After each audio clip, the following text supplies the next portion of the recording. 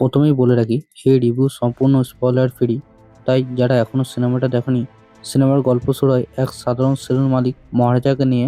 একদিন তার বাড়িতে চুরি হয়, কিন্তু আশ্চর্যের বিষয়, তিনি থানায় গিয়ে অভিযোগ করেন যে তার সবচেয়ে মূল্যবান জিনিস লক্ষ্মী হারিয়ে গেছে। পুলিশের কাছে বিষয়টা খুবই অদ্ভুত মনে হয়, কারণ লক্ষ্মী আসলে একটা তাদের বাড়িতে থাকা ড্রাম, সেটার জন্য কমপ্লেন নিয়েছে, সেটাই একটা বড় রহস্য।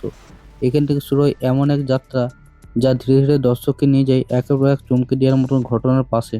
এবার আসে অভিনয়ের দিকে। বিজয় সেতুপতি আবার প্রমাণ করেছেন কেন তাকে ভারতের অন্যতম সেরা অভিনেতা একজন বলা হয়।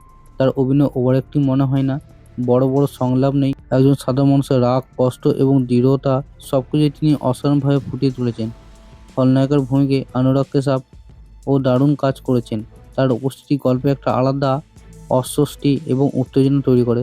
পাশাপাশি সহ অভিনেতারাও নিজের চরিত্র যথাযথভাবে তুলে ধরেছেন। এবার আসি পরিচালনা এবং চিত্রনাট্যতে।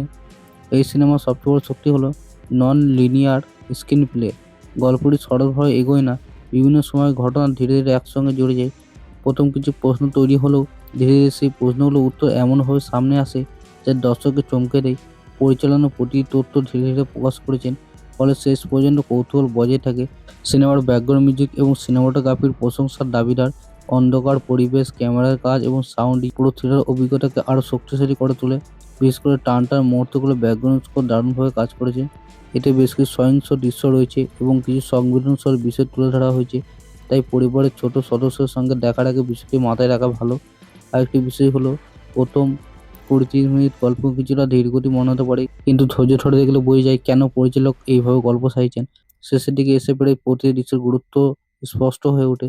সব মিলিয়ে মহারাজ এমন একটি থ্রিলার যা শুধু রহস্য নয়, আবেগ, মানবিক সম্পর্কের সমান গুরুত্ব দেয়।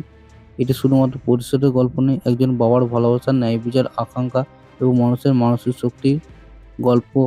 আমার রেটিং: গল্প ১০-এর মধ্যে ৯.৫, অভিনয় ১০-এর মধ্যে ১০, পরিচালনা ১০-এর মধ্যে ৯, ব্যাকগ্রাউন্ড মিউজিক ১০-এর মধ্যে ৯।